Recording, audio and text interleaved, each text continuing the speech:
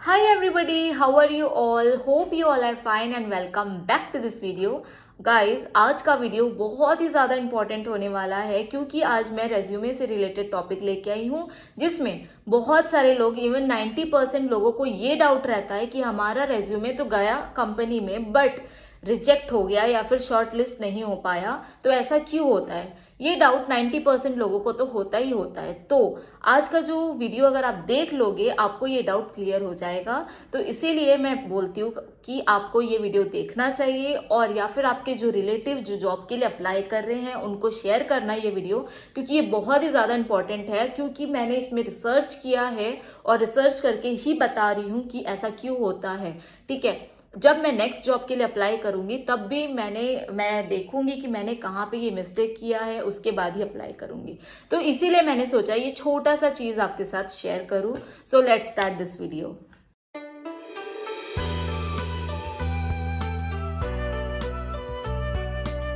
I think कुछ लोगों को पता होगा, पर जिनको नहीं पता है उनके लिए ये वीडियो तो बहुत ही ज़्यादा हेल्पफुल है। तो जब आप अपना रेज्यूमे देते हो, कंपनी वालों को शेयर करते हो, वो क्या करते हैं अपने खुद के एक ट्रैकिंग सिस्टम में अपलोड करते हैं आपका रेज्यूमे। दैट इज़ उनको ये एप्लीकेशन ट्रैकिंग सिस्टम बोलते हैं, ATS बोलते हैं।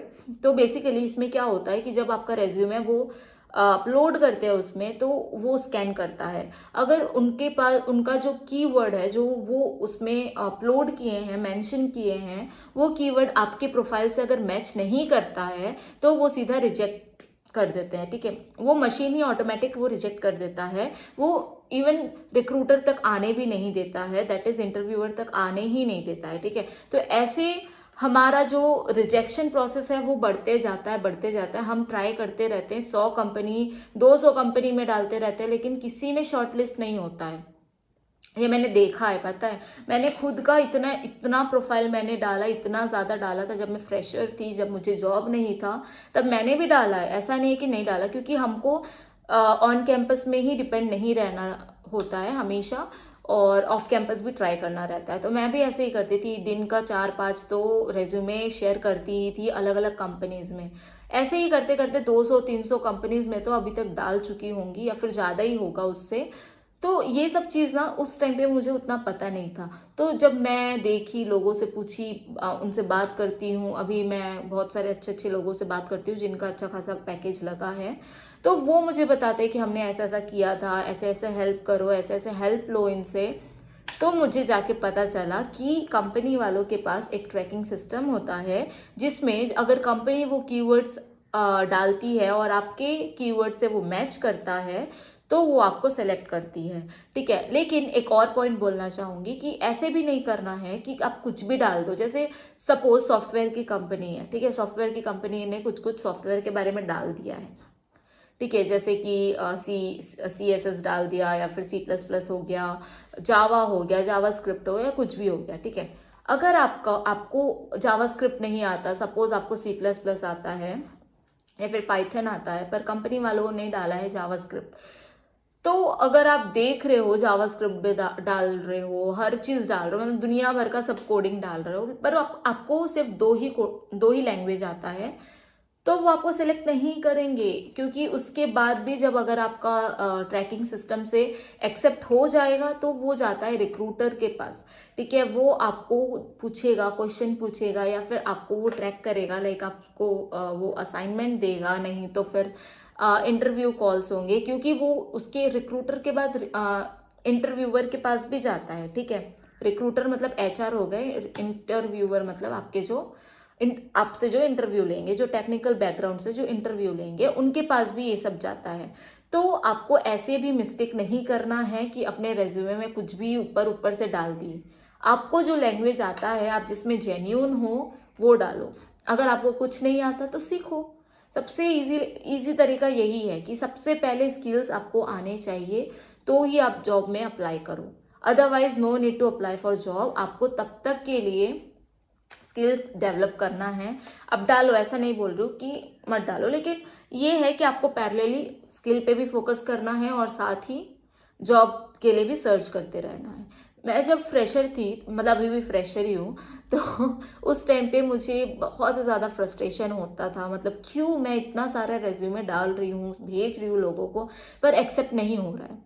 तो इसका ये रीज़न है गाइस, मतलब ये जेन्युइन रीज़न है, लोगों से मुझे पता चला है कि ऐसा ऐसा होता है। तो आप ट्राई करना कि कोई कंपनी का प्रोफाइल देख रहे हो, उनको जो जॉब डिस्क्रिप्शन है अगर आपका उससे मैच करता है तो अपने रेज्यूमे में उसका कीवर्ड्स मेंशन करो, ताकि सबसे पहला चीज़ तो हमें ये है कि हमारा रेज्यूमे रिक्रूटर के हाथ आए। वो तब आएगा जब मशीन अलाउ करेगी आपका रेज्यूमे को रिक्रूटर के पास जाने से, ठीक है, तभी आएगा। तो ये सब चीज़ें, ये सब बातें आपको समझनी पड़ेंगी, सोचना पड़ेगा, और साथ ही साथ स्किल पे भी वर्क करना पड़ेगा।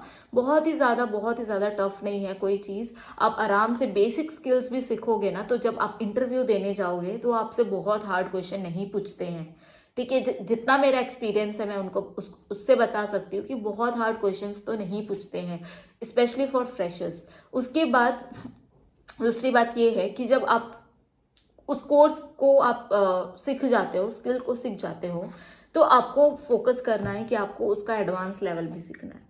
क्योंकि मैं ये एक बात इसीलिए बोलना चाहती हूँ कि क्योंकि कंपनी, आजकल की कंपनी जो है वो ये देखती है कि आप लोगों से अलग कैसे हो, ठीक है, आप यूनिक कैसे हो। मतलब लोगों को आता है, लैंग्वेज तो आता है, ठीक है, लेकिन उसके साथ साथ आपको और क्या आता है?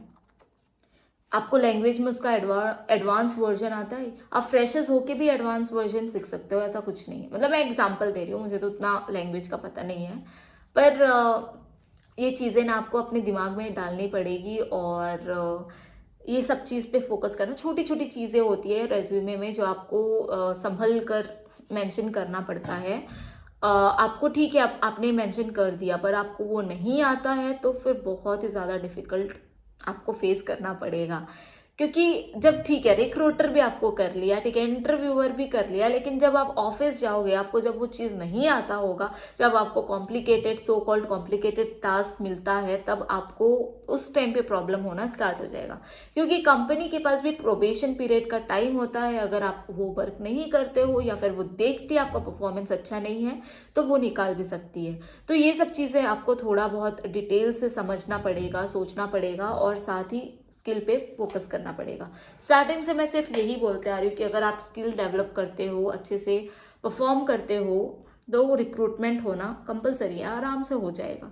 क्योंकि जैसे कि मैंने बताया है, रिक्रूटर बहुत ज़्यादा क्वेश्चन नहीं पूछता, वो बेसिक क्वेश्चन पूछता है। Even not for recruiter, even आप गवर्नमेंट जॉब में भी जाओगे ना, वो आपको आपका बेसिक देखेगा कि आपको वो चीज़ आती है नहीं आती है, और प्रिंसिपल्स आते हैं कि नहीं, ठीक है, वो चीज़ के प्रिंसिपल्स आते हैं कि नहीं।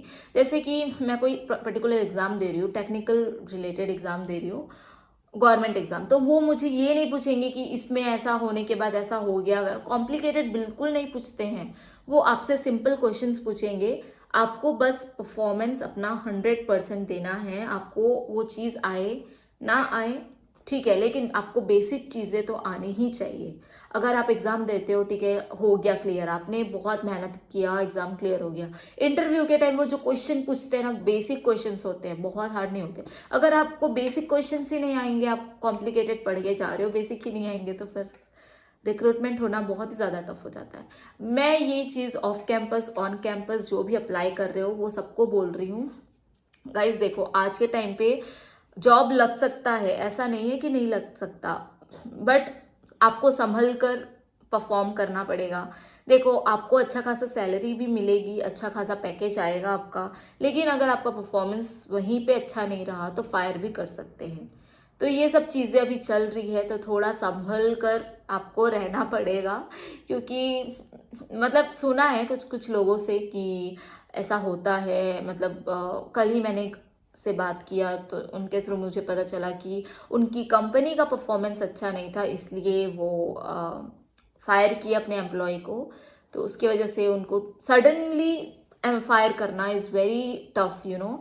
आपको मतलब बहुत ज़्यादा हर्ट होगा, और आपका मतलब जो भी है, जो चीज़ आपने सोचा है फ्यूचर के लिए, वो नहीं हो पाएगा। तो ये सब चीज़ें आपको माइंड में रखना है। और रेज्यूमे का ये जो चीज़ जो मैंने अभी आपको बताया, ATS सिस्टम जो होता है कंपनी का, उसको माइंड में रख के अपना रेज्यूमे अच्छे से प्रिपेयर करना है। जो भी कंपनी का कीवर्ड है वो अपने रेज्यूमे में डालो। ये हो जाए कि जो रिक्रूटर है एटलीस्ट वहाँ वो उस स्टेज तक पहुँच जाओ, फिर आपको इंटरव्यू देने में उतना डिफिकल्ट नहीं जाएगा। ठीक है, तो बहुत सारे लोगों को ये डाउट था, इसीलिए मैंने सोचा कि एक वीडियो इस पे बनाती हूँ।